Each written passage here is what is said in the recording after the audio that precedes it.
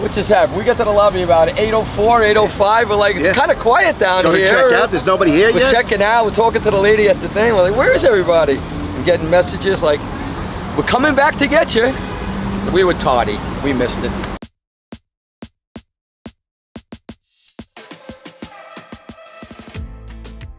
Six years ago, Juan and I, we started this journey of Alto Canto. He comes from a long tradition of tequila. He was under Francisco Alcaraz wing under Patron for over 10 years.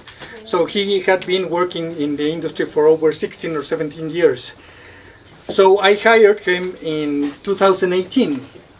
And originally we were going to outsource the liquid to Cascawin. We were going to buy Cascawin liquid and then to export it. And as the process went by, I saw that there was no added value to bring another brand that it's buying the liquid from a distillery. Even though Cascawin is an excellent distillery, we thought that we wanted to do something different. So in that moment, that's when we started deciding to build a distillery. I didn't want at first to build a distillery because it's really expensive and it takes 3-4 years to be able to start producing. So we have a chat between Juan and I told him, the cheapest distillery that we can build, how much is it? And he told me like this, and I said no, like this. So after a few discussions, we were able to build a distillery that we're visiting in a few moments. But before we did that, I asked Juan, do you know how to do tequila? He told me, yes, of course. No, I don't trust you. So he told me, well, let's try. So we built this micro distillery. So here we did 16 different batches of tequila before we decided to build the distillery. So it's our brick oven. Wow. This is where our wooden tanks for fermentation. This was our tahona, and everybody just smashed the agave old school as it could get. And that behind it's the copper pot still and the condensator. So Juan was working here for 6 or 7 months, something like that, doing like 15-16 batches. First we tried with different kinds of yeast, champagne, beer, whiskey, etc., until at the very end he told me we can do spontaneous fermentation. And you think it can work? And he told me, yes, we have a lot of plants, avocados, and the surroundings are going to be favorable to develop the spontaneous fermentation, but really we didn't know if it was going to work. So we started, and after a few hours it started doing the fermentation, and the last batches with the spontaneous fermentation were the ones that we love. And I told him that's a route. And that's when we started this philosophy of no intervention. Alto Canto what does it want? It's to be the best tequila possible with the less intervention possible.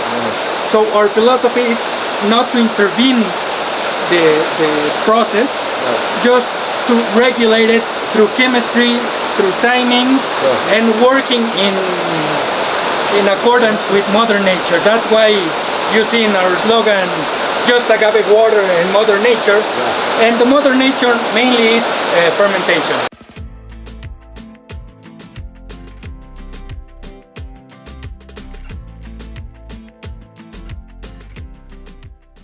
The road to Alto Canto is not for the faint of heart. High in the Sierra del Tigre Mountains, at 9,000 feet above sea level, stands their distillery. Tucked deep within nature, where tequila is still crafted with the same timeless tools used centuries ago. So to build a distillery from scratch, as you can see, there's nothing surrounding. When I was telling you there was nothing, it's actually that. As you can see, the electricity goes from those posts, and we had to bring all this electricity all over here in the transformers. So we have to build electricity, all the cements and the walls, we have to build it from scratch. We built the distillery in bricks, and the reason that we built it in bricks and not in metal or other materials, it's because we wanted that the yeast live inside those bricks. So it was the first purpose thing that we did while we were doing the distillery. Secondly, there's no chemicals inside the construction. Just outside we have some paint to avoid rust, but that's it. We don't have any chemicals inside. So all the fermentation doesn't get polluted with chemicals, thinners, or any other chemicals regarding the construction. So if you see some moist or some things that are like rusty, it's because we don't want to put anything to contaminate all of the process. These are our ovens. Actually, we are only having one in function, and there's another two in process of being building. Once we start selling more tequila, we will build the other ovens. These bricks were handmade. Each brick was handmade here in the town of Mazamitla, so everything was tailored for the distillery. These ovens are 10 tons, between 10 and 11 tons. It's their maximum capacity. So we only do batches of 1,000 liters. Each batch is 1,000 liters, and it's 1,600 bottles more or less, and it's 1,200 if it's high proof. So we are a small batch as it can possibly get. Okay. Open it. As you know, you already been inside of. No me quedes mal, Juan.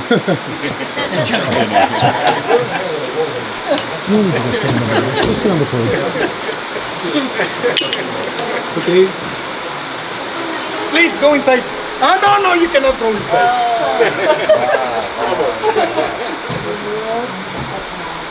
We're just finishing the cooking. I thought that it was 80 hours takes the cooking. 80 hours. 80 hours. At 197 Fahrenheit. The maximum temperature is 197 Fahrenheit. So that gives us more time to be able to cook the agave, and also we don't burn it. You can see that it's not burned on the edges. So it's like doing brisket, that it takes like 12 or 14 hours to develop into this soft meat. It's the same effect that we are trying to develop here inside.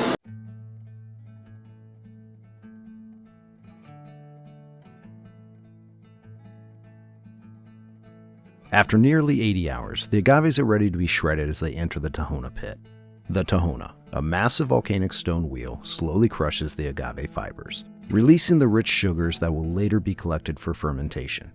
In a world where time is money, the Tahona moves at its own pace, honoring tradition and echoing the same rhythm of craftsmanship that has endured for generations. 1, 2, 3.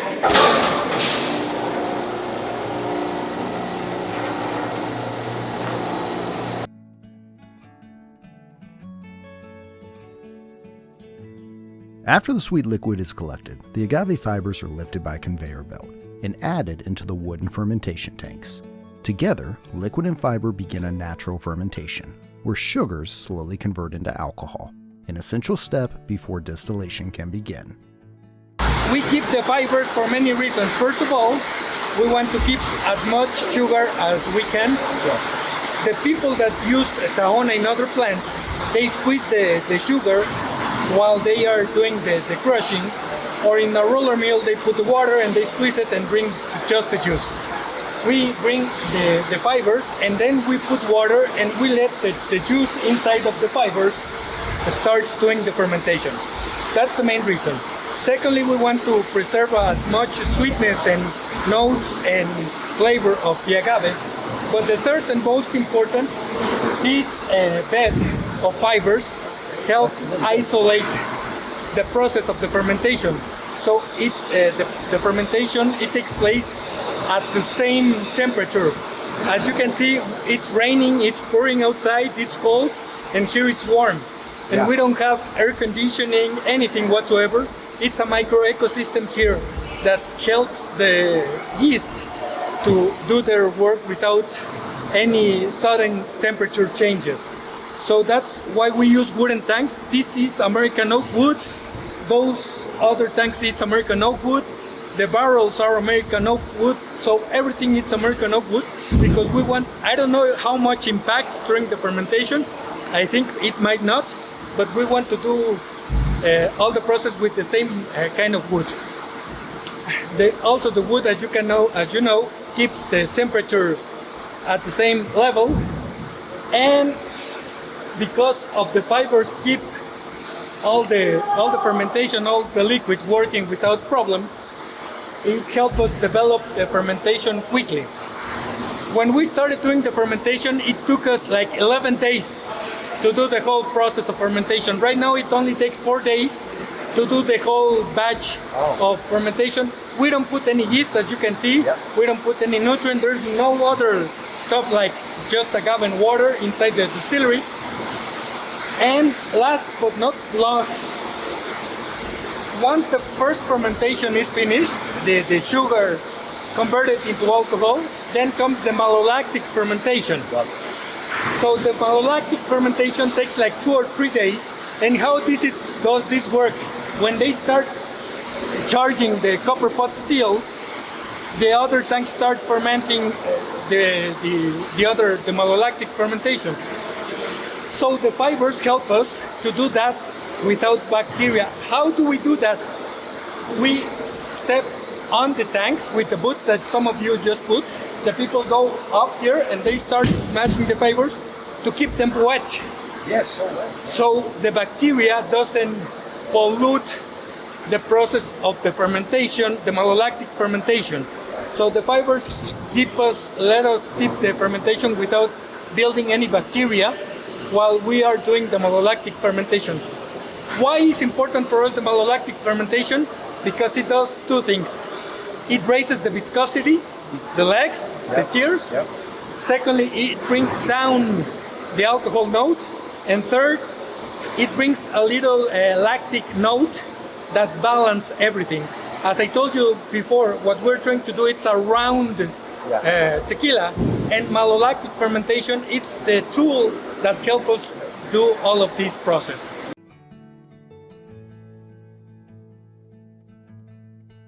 So this is like the most traditional distillery, the things we're hearing. This is it, guys. I mean, listen, it's simple. It's oven, it's Tahona, it's wood fermentation, it's fibers, it's copper pot stills. End of story.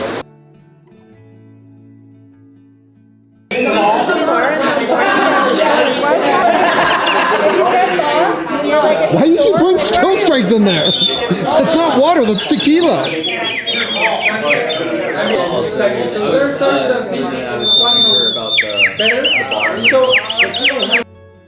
Tequila is more than a spirit. It's a bond that unites us. In a land where we may arrive as strangers, we're embraced as family. No pretense, no hidden agenda. Only a timeless passion, generously shared, inviting us into their world. John's driving. There we go. Let's go, guys. Let's go. Back up the mountain. What are we doing? Where are we going? What are we driving? What's happening? Who the hell knows? We're going somewhere as long as there's tequila involved. Hey, I need a bottle. Wait, do we put the seatbelt on or no? Hold on. Yes. Okay. This is some good shit here. All right. And we're going. We don't Hop need in, let's go. roads. Doug, can you explain to the camera exactly what we're doing right now?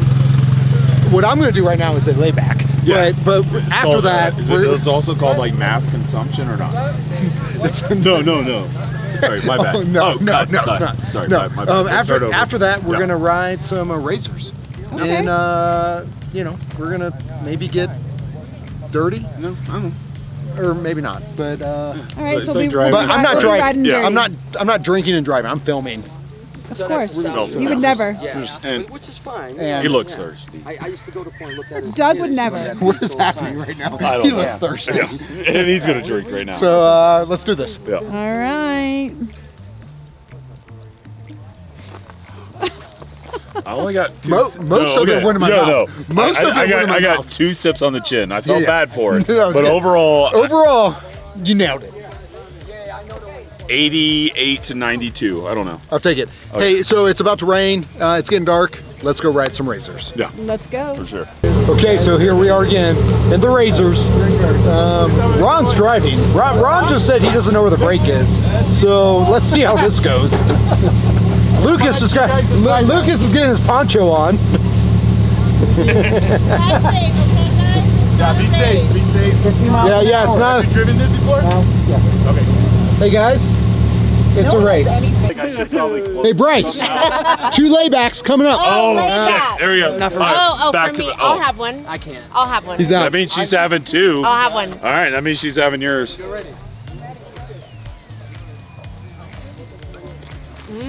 Oh, That was a little. I'm pretty good at this. Well, no, That was like a little wimpy well, no, layback. but I start small because I don't want to just like do That's the whole. what she said. Okay. That was yours. This is his. Okay.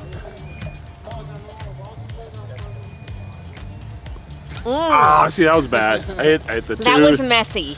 I hit the tooth. As she said.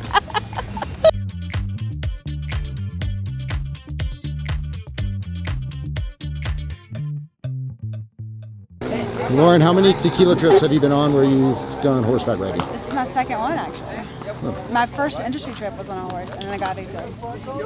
Pretty cool, huh? Yeah, I'm professional. Pretty big time. Luke, is it hard being an influencer? Ah, so hard, man. It's a tough day at work.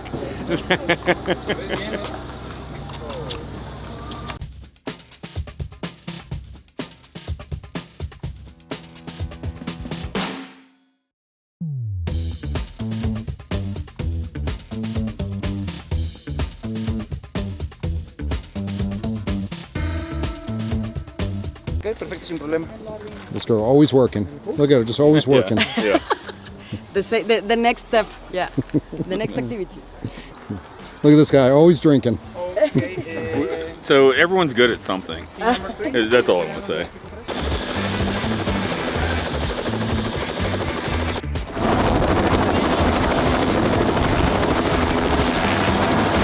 Dougie! I hope we see you again. I hope I get back alive, man.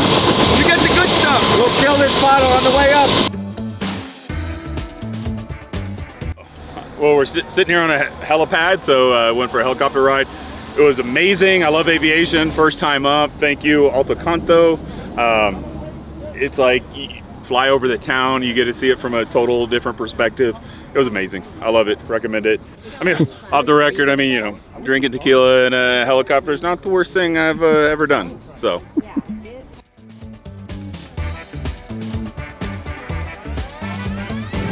Oh my God! Oh my God! Oh my God!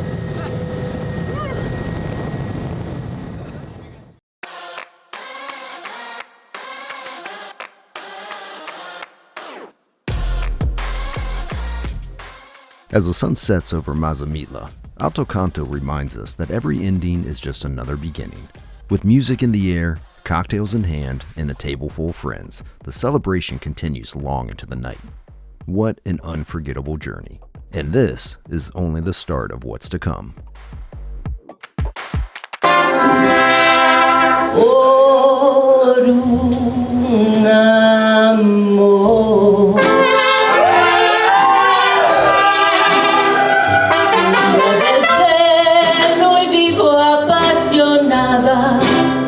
Tengo un amor que mi vida deja para siempre más.